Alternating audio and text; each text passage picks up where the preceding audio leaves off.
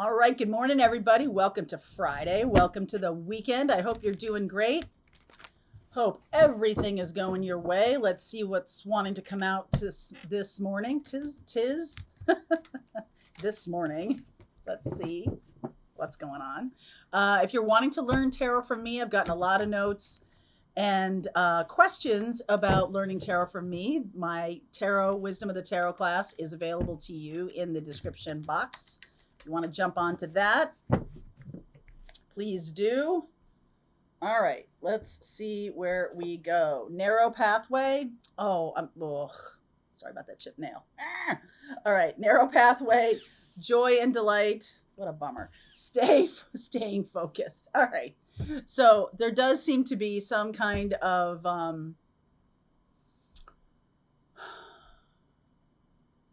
narrowing of opportunities. All right, like I just see you very expanded in your path and what you're doing. I feel like this is really good, but I also feel like there's a sense of narrowing, a sense of maybe focusing in on a particular person, focusing in on a particular discipline in terms of what you're learning, right? Like it's fun, you can start out wide, but like, woo, really bringing it in. You may have started focusing on a particular person. Okay. And that might be something new for you. All right. Cancerian energy, the Eight of Cups, the Page of Pentacles, the Devil card, the Seven of Pentacles, and the Page of Cups for sure. Okay. So this person, I also saw the Six of Swords. I can't unsee that. Okay. So this person is coming toward you. There's three cards here of movement. Okay. There's the Chariot, which is fast movement. The Eight of Cups, I'm walking away from something and I'm going in a direction of my stability, because we have this Devil energy here, which is Saturn. So Saturn's in retrograde in June, not till June 17th though. Okay. But we're in the shadow time of it.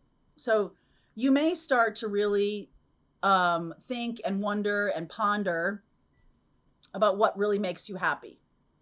And I feel like the answer is something that you do know.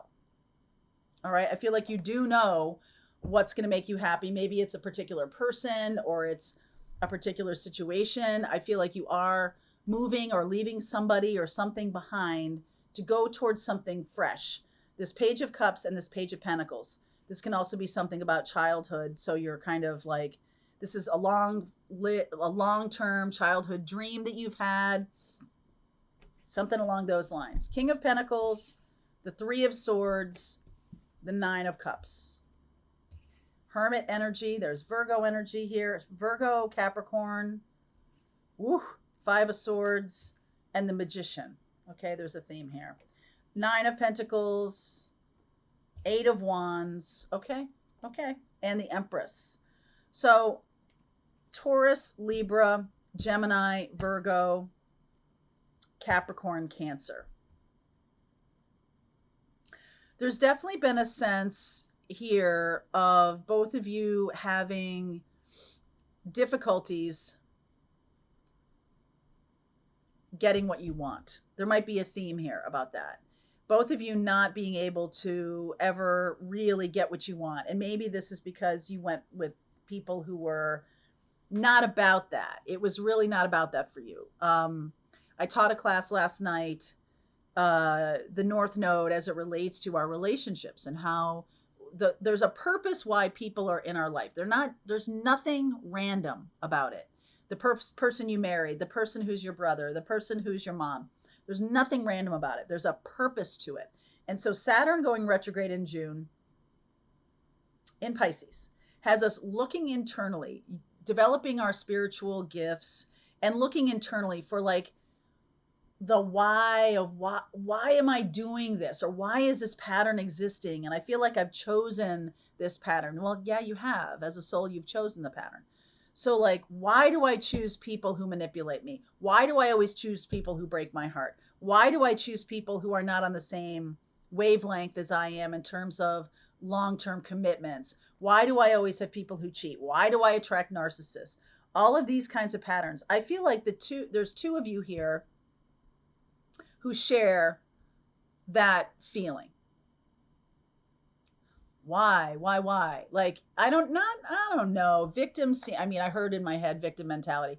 That seems a little strong, but I'm not going to go against my intuition because was it in the in the Aquarius reading?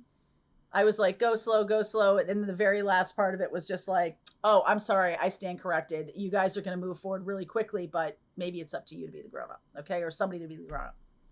This feels to me like, I feel like you guys both have similar patterns. And I also feel like that facilitates a tremendous amount of trust between you because you have had people who cheat on you, and so have they. You have had people who manipulate you, and so have they. You've had people who drain your energy, use you for money, use you for sex, use you blah, blah, blah, blah, blah, blah. So have they. And this means to me that this connection is one that's super strong, even in the early stages of it, because you have a shared why. You have a shared experience. And it's like you feel understood, you feel seen. Okay, you feel seen. And I feel like this could lead to a long-term love relationship because the spiritual path is the same. You might have, that's what happens. It doesn't mean that your North Node and their North Node are in the same sign or in the same house. What it does mean is that your North Node, your karmic mission on this path is compatible with theirs. You've had sort of a similar experience. So you could have North Node in a particular sign, in a particular house that is compatible with this person's sign and house of their North Node. And a lot of it resides in the South Node. The problem resides in the South Node. And that can be being too trusting. So that could be Sagittarius. That could be Cancer. That could be Libra, too diplomatic, right? And it's really about finding our path individually and, as it turns out, as a loving couple, because I feel like there's strength in similar experience. There is power in overcoming that and learning the lessons. There's a certain amount of trust that is gained because the other person knows damn well what you've been through. All right. So let's see. 3 of Swords. 3 of Cups. Yep. 3 of Cups. Knight of Cups. 10 of Wands. And the Queen of Cups. So this person who is very stable and solid, this could be you, this could be the other person, is somebody who is very dedicated and diligent, somebody who may have some of this earth energy that we're talking about, or have made some success in their life, has not had a lot of success when it comes to love. But they want it. 9 of Cups. They're really craving someone who gets them, someone that they can love, someone who can love them back, someone who is stable and, open to growth, but not like being secretive or any of that stuff. The other person, the second person, is somebody who has created wisdom around this. So this could be somebody who's gone the next step of really understanding why these things are happening. And hey, I can bring wisdom back to the two of us, right? I really know why these things are happening. So clarify the 5 of Swords. Dealing with narcissists. 4 of Wands, King of Wands, and the Hanged Man. Like unable, for a long time, really unable to see why they're attracting this pattern. But now they get it. And you are not one of those people, and they're not one of those people to you. You're definitely the King of Wands and the Queen of Cups. There's just this sense of determination, of passion, of connectedness, of love, of romantic connection. There's also friendship here. This feels really good to me. And I also feel like the nurturing energy of this Empress. So the person who's attracting narcissistic partners and manipulative partners knows now how to step into their own power. They become their own emperor, and they need an Empress to balance that. So the masculine and feminine energy is really loud here. This could be a twin flame connection after a lot of learning has taken place. This person could be somebody who's so focused on their work that They kind of give short shrift to romance, although they're very sweet and have a loving heart. They kind of want to be romanced and loved. So there's just this beautiful, beautiful combination of partners who have the same or compatible needs and can do for that other partner what they wish to be done for themselves. And that other partner knows that that's the thing that you most want to have happen with you. And I'm going to fulfill that wish granted. And the other person is like, I know what I most need, and it's similar to what you most need. And so we're very, very compatible here. I like this a lot. I think this builds a lot of self-confidence. I think there's a lot of communication that happens very quickly. All right, 2 of you have gone down a similar path, a similar set of lessons. You might have done it differently, okay? It's June 1st as I'm doing this. So there's a chance that this already started, that you know who I'm talking about.